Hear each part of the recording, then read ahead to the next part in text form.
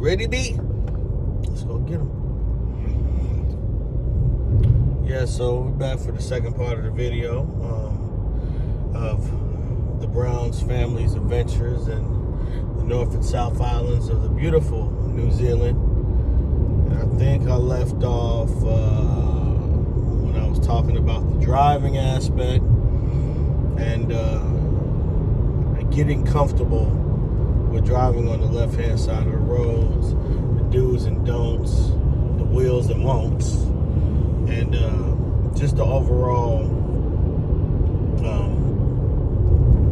aspect of being in this country and how beautiful of a country it is, and things that you'll notice that are relatively peculiar to New Zealand. So, I've gotten better with driving. Everything's a progress and a process. So, I'd say on a scale of 1 to 10, I'm probably an 11. Not to toot my own horn, but I think I'm pretty.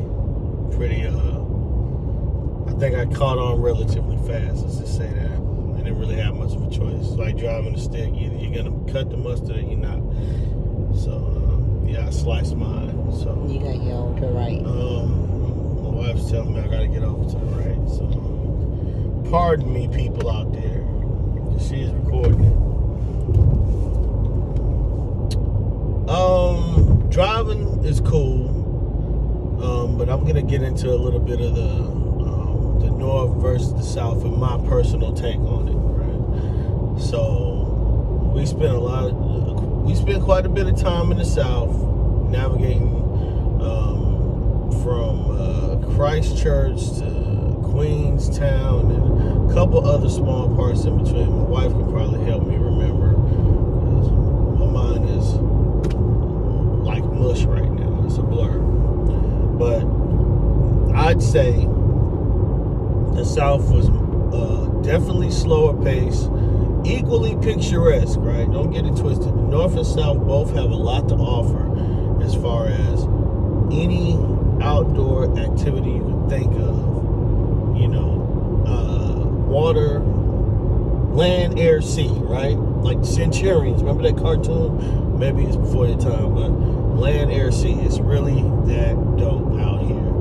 You don't know what you're missing. Passport bros, passport ladies, kids, whoever's traveling, both with the title or an unidentified title, right?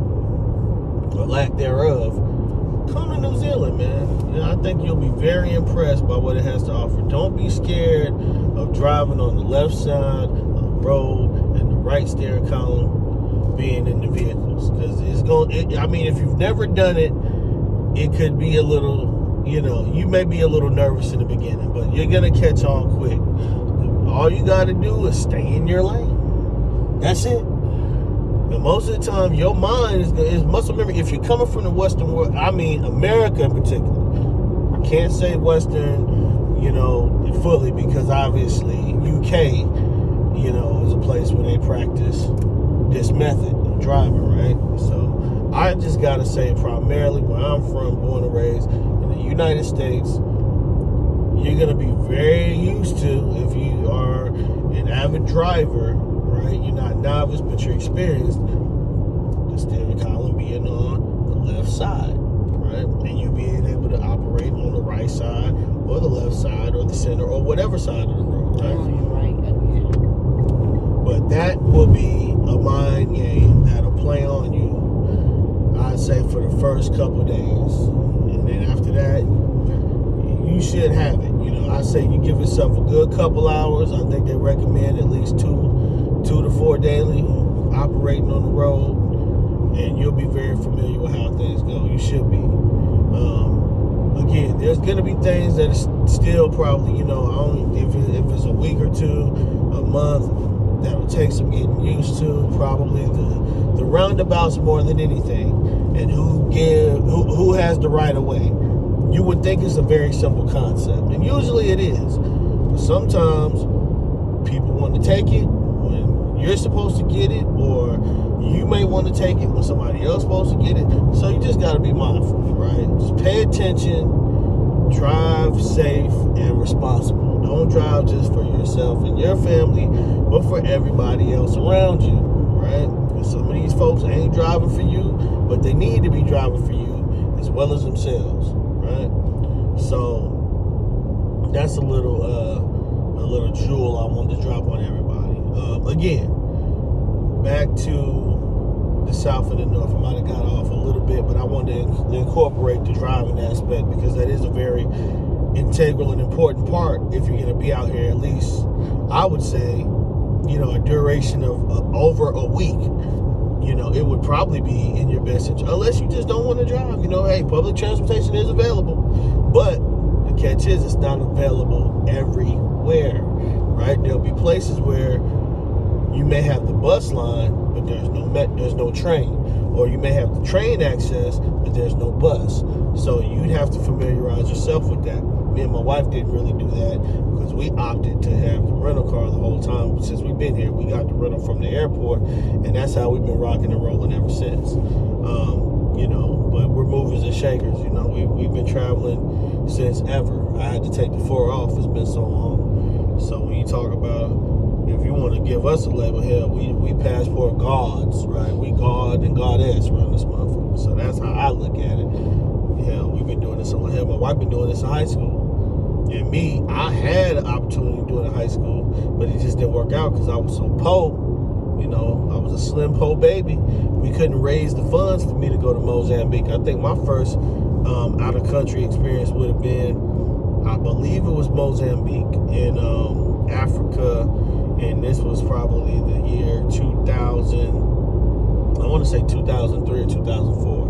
It was 03 or 04. I was junior in high school, so that would have been a hell of an opportunity, a beautiful experience, but it didn't happen for me because the funds weren't able to get raised at the time. But look at me now. I can do a lot of that on my own now. So I don't need to raise. I mean, hey, if you want to donate to the cause, feel free. Hit the PayPal, hit the Cash App, the Venmo, all that good stuff, man. I'll drop that stuff in the description. But fast forward years later, so we're in New Zealand, right? And I was talking about the North and the South, right? The South is going to be a lot more, in my opinion, a more mellow, more slower pace. There's less people, so it's less chaotic in that regard. But for the thrill seekers and the outdoorsmen and people that love adventure, air, land, sea, you get all of that out there, right? So don't be confused. It's a lot more rugged terrain, mountains and stuff like that, which, like I said again, is very picturesque. Now in the North, for all my guys and my, my gentlemen and my ladies who like beaches. If you're from the United States, you know what type of beaches Florida has to offer. If you've ever been there, you know what type of beaches California has to offer. If you've ever been there, those are just some highlights in the States that are, known for their beaches for people that know or don't know. But the North definitely has a lot of beaches, and they do also have, naturally occurring geothermal, what do you call them, back deposits and craters and something like that, whatever, right? And sulfur sites. So if you're into that scientific stuff, that geo stuff, that is some really good stuff to see. Me and my wife had an opportunity to ride and see some stuff, take some pictures. They're gonna have labels to tell you, in English primarily. It might also be in another language, the do's and don'ts. So just try not to overstep your boundaries and practice everything in a safe manner. It'll be the best thing I can tell you, the best advice I can give you. What else is up here? Beaches, I already mentioned, there's a lot of beaches. There's so many we haven't mentioned them all. There's nice lakes up here too, just like the South. There's the Redwood, is it a forest, baby? The redwood forest is very, very nice, man. If you're, like I say, if you're an outdoorsy person, even if you're not, just the experience.